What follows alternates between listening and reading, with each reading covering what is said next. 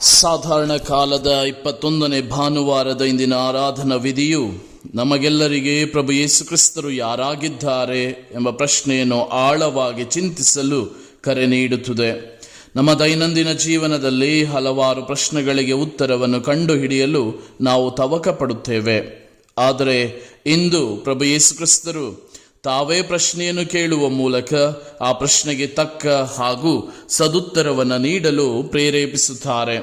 ಪ್ರಭುವಿನಿಂದ ಎಲ್ಲವನ್ನ ಪಡೆಯುವ ನಾವು ಆ ಪ್ರಭುವಿಗೆ ನಮ್ಮ ಬದುಕಿನಲ್ಲಿ ಯಾವ ಸ್ಥಾನವನ್ನು ನೀಡಿದ್ದೇವೆ ಎಂದು ಚಿಂತಿಸುತ್ತಾ ತಕ್ಕ ಸದುತ್ತರವನ್ನು ನೀಡಲು ಬೇಕಾದ ಕೃಪೆಗಾಗಿ ಈ ದಿವ್ಯ ಬಲಿಪೂಜೆಯಲ್ಲಿ ಪ್ರಾರ್ಥಿಸೋಣ. ನಾವು ಯಾರಲ್ಲಾದರೂ ಆತ್ಮೀಯತೆ ಬೆಳೆಸಬೇಕಾದರೆ ಅವರು ಯಾರೆಂಬುದನ್ನು ಅರಿತಾಗ ಮಾತ್ರ ಸಾಧ್ಯ. ಅನೇಕ ಮಹಾನ್ ವ್ಯಕ್ತಿಗಳು ಪ್ರಭು ಯೇಸುವಿನ ಕುರಿತು ನುಡಿದಿದ್ದಾರೆ.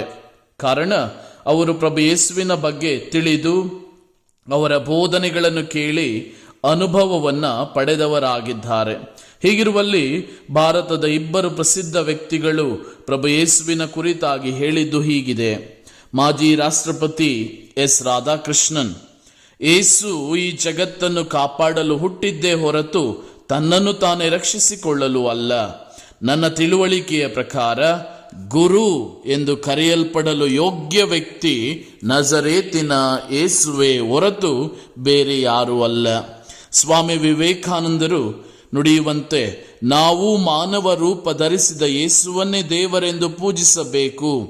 ನಾನು ಪ್ಯಾಲೆಸ್ತೀನಿನಲ್ಲಿ ಇದ್ದಿದ್ದರೆ ನಾನು ಅವರ ಪಾದಗಳನ್ನು ಕಣ್ಣೀರಿನಿಂದ ಬದಲಾಗಿ ನನ್ನ ಹೃದಯದ ರಕ್ತದಿಂದ ತೊಳೆಯುತ್ತಿದ್ದೆ. ನಿಮಗೆ ಮುಕ್ತಿ ಬೇಕಾದರೆ ಯೇಸುವನ್ನೇ ಆರಾಧಿಸಿ. ನೀವು ಕಲ್ಪಿಸಿಕೊಳ್ಳಬಲ್ಲ ಎಲ್ಲ ದೇವರ ಭಾವನೆಗಳಿಗಿಂತ ಮಿಗಿಲಾದವರು ಇವರು. ಆತ್ಮೀಯರೇ, ಯೇಸು ಸ್ವಾಮಿಯ ಬಗ್ಗೆ ಹಲವಾರು ಮಹನೀಯರು ಮಾತನಾಡಿರುವುದನ್ನು ನಾವು ಕೇಳಿದ್ದೇವೆ. ಇಂದು ಪ್ರಭು ಯೇಸು ತಮ್ಮೊಂದಿಗೆ ಇದ್ದ ಅವರ ಬೋಧನೆ ಸಾಧನೆಯನ್ನು ಕಂಡರಿತ ಶಿಷ್ಯರಿಗೆ 2 ಪ್ರಶ್ನೆಯನ್ನು ಕೇಳುತ್ತಾರೆ. ಜನರು ನನ್ನನ್ನು ಯಾರೆನ್ನುತ್ತಾರೆ? ನೀವು ನನ್ನನ್ನು ಯಾರೆನ್ನುತ್ತೀರಿ? ಪ್ರಭು ಯೇಸು ತಮ್ಮ ಶಿಷ್ಯರಿಗೆ ಜನರು ನನ್ನನ್ನು ಯಾರೆನ್ನುತ್ತಾರೆ ಎಂಬ ಪ್ರಶ್ನೆಯನ್ನು ಕೇಳುತ್ತಾರೆ. ಈ ಪ್ರಶ್ನೆಗೆ ಉತ್ತರಿಸುವುದು ಶಿಷ್ಯರಿಗೆ ಬಹಳ ಸುಲಭವಾಗಿತ್ತು. ಕಾರಣ ಇಲ್ಲಿ ಅವರ ಸ್ವಂತ ಉತ್ತರ ಇಲ್ಲ, ಬದಲಾಗಿ ಬೇರೆಯವರು ಏನು ಹೇಳುತ್ತಾರೆ ಎಂಬುದನ್ನು ಆಲಿಸಿ ಯೇಸು ಸ್ವಾಮಿಗೆ ಒಪ್ಪಿಸುವುದಾಗಿತ್ತು. ಅದರಿಂದ ಹಲವಾರು ಮಂದಿ ಶಿಷ್ಯರು ಈ ಪ್ರಶ್ನೆಗೆ ಉತ್ತರಿಸುತ್ತಾರೆ. ಆದರೆ ಪ್ರಭು ಯೇಸು ಕೇಳುವ ಮತ್ತೊಂದು ಪ್ರಶ್ನೆ ಬಹಳ ಆಳವಾಗಿ ಧ್ಯಾನಿಸಿ ಉತ್ತರ ನೀಡುವಂತಹ ಪ್ರಶ್ನೆಯಾಗಿತ್ತು. ಈ ಪ್ರಶ್ನೆಗೆ ಅವರು ಪ್ರಭು ಯೇಸುವಿನೊಂದಿಗೆ ಇದ್ದ ಎಲ್ಲ ಅನುಭವಗಳನ್ನು ಒಟ್ಟುಗೂಡಿಸಿ ಆ ಅನುಭವಗಳಿಂದ ಉತ್ತರಿಸುವಂತಹ ಪ್ರಶ್ನೆ ಇದಾಗಿತ್ತು. ಪ್ರಭು ಯೇಸು ಕೇಳಿದ ಈ ಪ್ರಶ್ನೆಗೆ ಉತ್ತರಿಸಿದ್ದು ಸಂತ ಪೇತ್ರರು ಮಾತ್ರ. ಅವರ ಈ ಉತ್ತರ ವಿಶ್ವಾಸದ ಉತ್ತರವಾಗಿತ್ತು. ಆದರೆ ಬೇರೆ ಶಿಷ್ಯರು ಸಂತ ಪೇತ್ರರು ಪಡೆದ ಅದೇ ಅನುಭವವನ್ನು ಪಡೆದಿದ್ದರೂ ಕೂಡ ಅವರಿಂದ ಉತ್ತರಿಸಲು ಸಾಧ್ಯವಾಗಲಿಲ್ಲ. ಆತ್ಮೀಯರೇ, ಇಂದು ಈ ಪೂಜಾವಿಧಿ ನಮಗೆ ಪ್ರಭು ಯೇಸು ನಮ್ಮ ಜೀವನದಲ್ಲಿ ಏನಾಗಿದ್ದಾರೆ ಎಂದು ಉತ್ತರಿಸಲು ಕರೆ ನೀಡುತ್ತಿದೆ. ಹಲವಾರು ಬಾರಿ ನಮಗೆ ಕಷ್ಟಗಳು ಬಂದಾಗ, ನೋವು ನಿರಾಸೆಗಳು ನಮ್ಮ ಹೃದಯದಲ್ಲಿ ತುಂಬಿದಾಗ ನಮಗೆ ಪ್ರಭು ಯೇಸುವಿನ ನೆನಪಾಗಬಹುದು.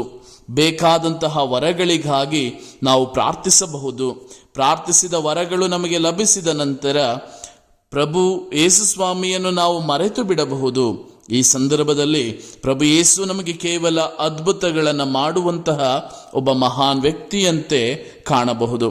ಕೆಲವು ಬಾರಿ ನಾವು ಸಂತರುಗಳನ್ನೇ ದೇವರ ದೃಷ್ಟಿಯಲ್ಲಿ ನೋಡಿ ನಮ್ಮ ಗಮನ, ನಮ್ಮ ಭಕ್ತಿ, ನಮ್ಮ ವಿಶ್ವಾಸ ಕೇವಲ ಸಂತ ಭಕ್ತರುಗಳ ನವೇನಕ್ಕೆ ಮಾತ್ರ ಸೀಮಿತವಾಗಿದ್ದರೆ ಪ್ರಭು ಯೇಸು ನಮಗೆ ಸಂತ ಸ್ನಾನಿಕ ಯೋಹಾನರಂತೆ ಕಾಣಬಹುದು.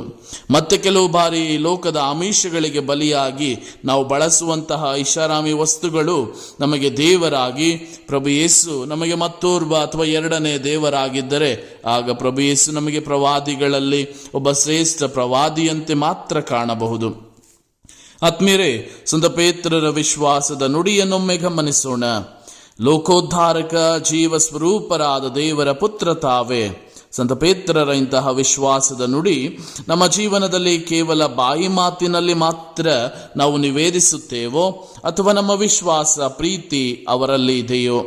ಈ ಗಳಿಗೆಯಲ್ಲಿ ನಮ್ಮ ಜೀವನ ಶೈಲಿ ಏನು ಹೇಳುತ್ತದೆ? ನಾವು ಮೋಸ, ವಂಚನೆ, ಸುಳ್ಳು ಹಾಗೆ ಮತ್ಸರದಿಂದ ತುಂಬಿದವರಾಗಿ ಪ್ರಭು ಯೇಸುವಿನ ಮುಂದೆ ಬಂದಿದ್ದೇವೋ? ಪ್ರೀತಿಯ ನೆಪದಲ್ಲಿ ಇನ್ನೊಬ್ಬನ ಜೀವನಕ್ಕೆ ಧಕ್ಕೆ ತಂದು ನಮ್ಮ ಜೀವನದಲ್ಲಿ ಧರ್ಮ, ದೇವರು ಎರಡನೇ ಸ್ಥಾನದಲ್ಲಿ ಇದ್ದರಾದರೆ, ಸಂಸ್ಕಾರಗಳಲ್ಲಿ ನಮಗೆ ನಂಬಿಕೆ ಇಲ್ಲದಿದ್ದರೆ, ಈ ಲೋಕವೇ ನನಗೆ ಸಾಕು, ಇದೇ ಸ್ವರ್ಗ ಎಂಬಂತೆ ನಡೆಯುತ್ತೇವೆ ಆದರೆ, ಯೇಸುವೆ ನಮ್ಮ ಲೋಕೋದ್ಧಾರಕ, ಜೀವ ಸ್ವರೂಪಿ ಎಂದು ಹೇಳುವುದು ಎಷ್ಟು ಸರಿ?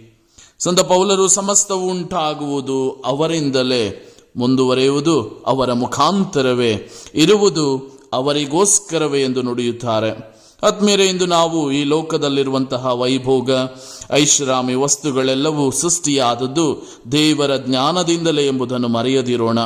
ಒಂದು ವೇಳೆ ದೇವರನ್ನು ಮರೆತು ಇಲ್ಲಿರುವಂತಹ ವಸ್ತುಗಳೇ ನಮ್ಮ ದೇವರಾದರೆ, ಪ್ರವಾದಿ ಯೆಶಾಯ ನುಡಿಯುವಂತೆ ನಾವು ದೇವರ ಸೇವೆಯಲ್ಲಿ ಭ್ರಷ್ಟರಾಗುತ್ತೇವೆ. ಭ್ರಷ್ಟರಾದ ನಮ್ಮನ್ನು ದೇವರು ಅವರ ಸೇವೆಯಿಂದ ತೆಗೆದು ಹಾಕುತ್ತಾರೆ ಎಂಬುದನ್ನು ಮರೆಯದಿರೋಣ. ಆದ್ದರಿಂದ ನಾವು ಸಂತ ಪೇತ್ರರಂತೆ ಪ್ರಭುವಿನಲ್ಲಿ ವಿಶ್ವಾಸವನ್ನು ಇರಿಸಿ ಆ ವಿಶ್ವಾಸ ಜೀವನವನ್ನು ಸವಿಯಲು ಪ್ರಭುವಿನ ಕೃಪೆಯನ್ನು ಬೇಡೋಣ.